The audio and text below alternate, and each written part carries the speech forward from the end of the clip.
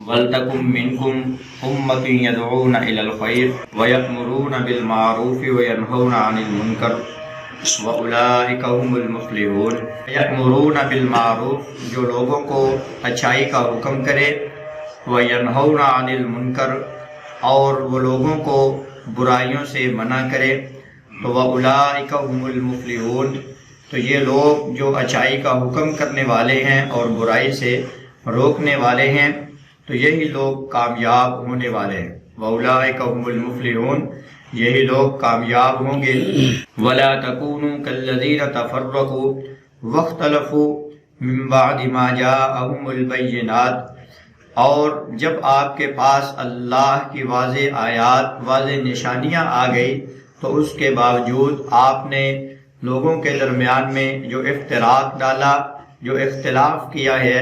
تو وَأُولَٰئِكَ لَهُمْ عَذَابٌ عَظِيمٌ، تو یہی لوگ دردناک عذاب کے مستحق ہیں۔ وَلْتَكُن مِّنكُمْ أُمَّةٌ يَدْعُونَ إِلَى الْخَيْرِ وَيَأْمُرُونَ بِالْمَعْرُوفِ، کہ لوگوں کے درمیان میں ایک ایسی امت ہونی چاہیے، ایک ایسی جماعت ہونی چاہیے، چند لوگ ایسے بھی ہونے چاہیے کہ جو لوگوں کو اللہ کے احکامات کی، حضور نبی کریم صلی اللہ علیہ وسلم کی مبارک تعلیمات کا حکم کرتے رہیں، تعلیمات کے بارے میں بتاتے رہیں کہ جس طرح حضور نبی کریم صلی اللہ علیہ وسلم نے زندگی گزاری ہے، کس طرح حضور نبی کریم علیہ السلام نے اپنا کاروبار کیا ہے، اپنی معاشی زندگی گزاری ہے اور معاشرتی زندگی گزاری ہے،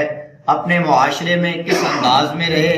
گھر کے معاملات کیا تھے، باہر کے معاملات کیا تھے۔ صحابہ کرام رضوان اللہ تعالیٰ علیہ مجمعین نے حضور نبی کریم صلی اللہ علیہ وسلم کی پوری زندگی کو مکمل طور پر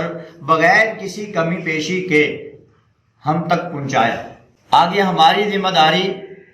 کہ ہم نے اس دین پر عمل کرنا ہے، اس دین کو ہم نے خود بھی سیکھنا ہے اور پھر سیکھ کر کے ہم نے دوسروں کو بھی بتانا ہے۔ اور اب ہم لوگ صرف اپنی نماز کی فکر کرتے ہیں، ہم لوگ صرف اپنے ایمان کی فکر کر رہے ہیں، ہم تو اپنی اولاد کے ایمان کی فکر بھی نہیں کر رہے، ہم تو اپنی اولاد کی نمازوں کی فکر بھی نہیں کرتے۔ ہم خود تو مسجد میں آ جاتے ہیں لیکن ہماری اولادیں ہمارے ساتھ نہیں ہوتی، ہم خود تو دین کی باتیں کر رہے ہوتے ہیں لیکن ہم یہ کہتے ہیں کہ بیٹا آپ سو جاؤ، آپ نے صبح اسکول جانا ہے، بیٹا آپ ٹیوشن چلے جاؤ، آپ فلاں اسکول کا کام کر لو، کہ دین کی بات جو ہم بھی کر رہے ہیں وہ بھی آپ نہ سنو۔ ہمیں اسکول کی تو فکر ہے لیکن دین کی فکر نہیں ہے، لیکن جب ہماری داڑیاں سفید ہو جاتی ہیں، بوڑھے ہو جاتے ہیں، تب پھر ہم یہ سوچ رہے ہوتے ہیں میری اولاد میری گل نہیں مان لی۔ اب جو کتاب، جو قرآن، جو تعلیمات، جو حضور نبی کریم صلی اللہ علیہ وسلم کے مبارک زندگی ہمیں اخلاق سکھانے والے، ہمیں آداب سکھانے والے، ہمیں ایک دوسرے کا احترام سکھانے والے، ہمیں انسانیت کا درس دینے والی جو تعلیم ہے، وہ تو اس کو تو ہم نے اپنی اولاد سے، اپنے بچوں سے بہت دور رکھا۔ تو آج پھر اگر ہم یہ کہیں کہ بھئی ہماری اولاد ہماری نافرمان ہے، کہنا نہیں مانتی، ہم نے اس کے اوپر اتنا خرچہ کیا، اتنی محنت کی، تو وہ سارا کا سارا دنیا کا مال تھا، وہ دنیا میں ہی رہ جانا ہے، وہ نہ تو پھر آپ کو دنیا میں فائدہ دے گا اور نہ ہی پھر وہ ہمارے ساتھ آخرت میں جائے گا۔ تو اللہ تعالیٰ کیا کہہ رہے ہیں کہ آپ لوگوں کے درمیان میں چند لوگ کم از کم ایسے ہوں کہ جو لوگوں کو اچھائی کی طرف بلائیں اور برائی سے کیا کریں، منع کریں۔ اپنی اولاد کو بھی ہم نمازی بنائیں، اپنی اولاد کو دین کی تعلیم سکھائیں اور پھر اپنے ہمسائے کا بھی فکر کریں۔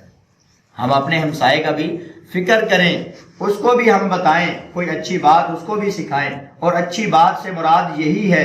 اچھی تعلیم سے مراد یہی ہے کہ قرآن کریم سے بڑھ کر کے کون سی تعلیم اچھی ہو سکتی ہے، حضور نبی کریم صلی اللہ علیہ وسلم کی مبارک سیرت سے بڑھ کر کے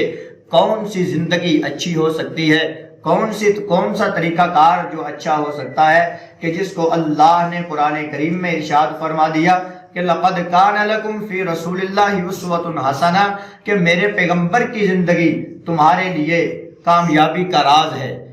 زندگی کی کامیابی کے لیے یہ ایک نمونہ ہے، یہ ایک آئیڈیل ہے، یہ ایک طرز حیات ہے کہ جس زندگی پر، جن اصولوں پر عمل کر کے آپ لوگ قیامت کے دن بھی اچھے طریقے سے زندگی گزار سکتے ہو، جو دوسری آنے والی زندگی ہے یہ اس کے لیے بھی طرز حیات ہے کہ کس طریقے سے ہم نے پھر وہاں پر بھی زندگی گزارنی ہے۔ تو اللہ تعالیٰ کا یہ ارشاد کہ لوگوں کو اچھائی کا حکم کرو اور جو برائی کا حکم کریں تو وَأُولَٰئِكَ هُمُ الْمُفْلِحُونَ، تو یہ ایسے لوگ ہیں جو کامیاب ہیں۔ تو ان لوگوں میں سب سے پہلے کون سے لوگ مراد ہیں کہ جن لوگوں نے اچھائی کا حکم کیا اور لوگوں کو برائی سے منع کیا، اور پھر یہاں تک پہنچے اچھائی کا حکم لے کر کے برائی سے منع کرنے کے احکامات لے کر کے اپنے انہوں نے گھر بار کو بھی چھوڑ دیا، اپنی جائیداد کو بھی چھوڑ دیا، اپنے علاقوں کو، ملکوں کو چھوڑ کر کے حضور نبی کریم صلی اللہ علیہ وسلم کی مبارک تعلیمات کو لے کر کے اور پھر اس حکم کو لے کر کے کہ میرے بعد اب یہ تمہاری ذمہ داری ہے کہ تم اس دین کو لے کر کے ان لوگوں تک پہنچو کہ جو یہاں پر موجود نہیں، مطلب یہ کہ دنیا کے کونے کونے میں پہنچ جاؤ۔ تو وَأُولَٰئِكَ هُمُ الْمُفْلِحُونَ، تو یہی صحابہ کرام حضور نبی کریم صلی اللہ علیہ وسلم کی یہ مبارک جماعت وَأُولَٰئِكَ هُمُ الْمُفْلِحُونَ، سب سے پہلے یہی صحابہ کرام اس آیت کے مصداق ہیں کہ جو حضور علیہ الصلوۃ والسلام کی مبارک زندگی پر عمل کر کے کامیاب ہو گئے۔ اللہ تعالیٰ نے مشاہدہ بھی کروا دیا اور بتا بھی دیا کہ جس طرح یہ لوگ کامیاب ہوئے ہیں، اگر تم بھی ان پر عمل کرو گے، جس طرح انہوں نے عمل کیا دین پر، تم بھی دین پر عمل کرو گے تو تم لوگ بھی اسی طرح کامیاب ہوگے۔ اور اگر ہم کامیاب ایسا کام نہیں کرتے، لوگوں کو برائیوں کا حکم کریں گے، تو پھر ہمارا حال کیا ہونے والا ہے؟ ہم پھر جو دوسرے کافروں کی طرف دیکھتے ہیں، ان کی بڑی بڑی گاڑیاں دیکھتے ہیں، جیسے حضور نبی کریم صلی اللہ علیہ وسلم کا مبارک ارشاد کہ میرے جس مسلمان امتی کے سینے میں قرآن کریم یا اس کا کچھ حصہ بھی موجود ہے تو وہ دنیا کا سب سے امیر ترین ہے، وہ دنیا کا سب سے امیر آدمی ہے کہ جس کے سینے میں قرآن کریم ہے یا قرآن کریم کا کچھ حصہ موجود ہے۔ قرآن کریم کی ایک آیت کی قیمت پوری دنیا زور لگا لے تو ادا نہیں کر سکتی، تو پھر وہ پوری دنیا سے مالدار ہے یا نہیں ہے؟ لیکن صرف ہمیں یہ محسوس کرنا ہے بس۔ تو ابھی یہ چند دن باقی ہیں، ان چند دنوں میں ہمیں یہ محسوس کر لینا چاہیے کہ واقعی جب جس سے اللہ تعالیٰ راضی ہوتے ہیں اسے پھر بہت کچھ محسوس ہونے لگتا ہے۔ تو وَلْتَكُن مِّنكُمْ أُمَّةٌ يَدْعُونَ إِلَى الْخَيْرِ وَيَأْمُرُونَ بِالْمَعْرُوفِ وَيَنْهَوْنَ عَنِ الْمُنكَرِ، کہ کس طرح جو کافر ہیں وہ محنت کر رہے ہیں۔ ابھی یہ گھوڑوں کو بھی کفن دینا شروع کر دیا ہے، اور گھوڑوں کے اوپر بھی وہ جنازے اور ان کو قبریں کھود کر کے دفن کرنا یہ شروع کر دیا۔ یہ گھوڑے والوں کا کام ہے۔ یہ لوگ تو یہاں پر پہنچ چکے ہیں، کس طرح وہ اپنے کفر میں محنت کر رہے ہیں،